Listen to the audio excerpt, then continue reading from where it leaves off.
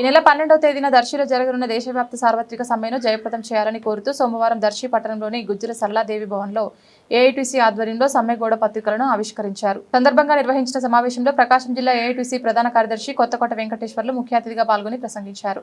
సందర్భంగా వెంకటేశ్వర్లు మాట్లాడుతూ ప్రధానమంత్రి నరేంద్ర మోడీ మూడోసారి అధికారంలోకి వచ్చిన తర్వాత కార్పొరేట్ అనుకూల విధానాలను మరింత నిర్దాక్షిణ్యంగా అమలు చేస్తున్నారని విమర్శించారు. ఈ విధానాల వల్ల కార్మిక వర్గం తీవ్రంగా నష్టపోతుందన్నారు. 2025 నవంబర్ 21వ తేదీ నుంచి 4 కార్మిక కోడ్లను అమలు చేయాలని కేంద్ర ప్రభుత్వం నిర్ణయించడం కార్మికుల జీవితాలను పెను ప్రమాదంగా మారుతుందన్నారు. 4 కార్మిక కోడ్లు అమల్లోకి వస్తే ఉద్యోగ కార్మికులు, అసంఘటిత కార్మికులు రోడ్డున పడే పరిస్థితి ఏర్పడుతుందని ఆయన ఆందోళన వ్యక్తం చేశారు. కార్మికులు అనేక ఉద్యమాలు, త్యాగాల ద్వారా సాధించుకున్న హక్కులను రద్దు చేయాలనే ఉద్దేశంతో కేంద్ర ప్రభుత్వం ఈ కోడ్లను తీసుకొస్తోందన్నారు.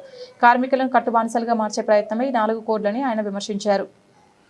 ఈ కోడ్లు అమలైతే కార్మికులు 8 గంటల పనిదినం, సామాజిక భద్రత, కనీస వేతనాలు, సంఘం ఏర్పాట్లు చేసుకునే హక్కు, సంఘాల నమోదు, సంఘాల గుర్తింపు, సమిష్టి బేరసారాల హక్కు, సమ్మె చేసే హక్కు, నిరసన తెలిపే హక్కులు అన్ని తీవ్ర ప్రమాదంలో పడతాయని తెలిపారు. గతంలో 100 మంది కార్మికులు పనిచేసే పరిశ్రమలకు కార్మిక చట్టాలు వర్తించవని, ప్రస్తుతం కేంద్ర ప్రభుత్వం ఈ పరిమితిని 300 మందికి పెంచడం వల్ల సుమారు 70% పరిశ్రమలకు కార్మిక చట్టాలు వర్తించవనే పరిస్థితి ఏర్పడిందన్నారు.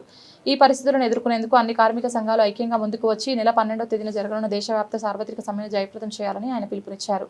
ఈ సమ్మెలో దేశవ్యాప్తంగా 15 ట్రేడ్ యూనియన్లు పాల్గొంటున్నాయని తెలిపారు. కార్యక్రమంలో దర్శి నియోజకవర్గ ఏఐటీసీ ఉపాధ్యక్షులు జూపల్లి కోటేశ్వరరావు, దర్శి నియోజకవర్గం ఏఐటీసీ కార్యదర్శి హనుమంతరావు, ఏఐవైఎఫ్ ప్రకాశం జిల్లా అధ్యక్షులు ఆర్ కరుణానిధి, జిల్లా ఏఐటీసీ నాయకులు సింగరకొండ శ్రీను, విజయ్తో పాటు హమాలీ workers union, auto worker union నాయకులు తదితరులు పాల్గొన్నారు.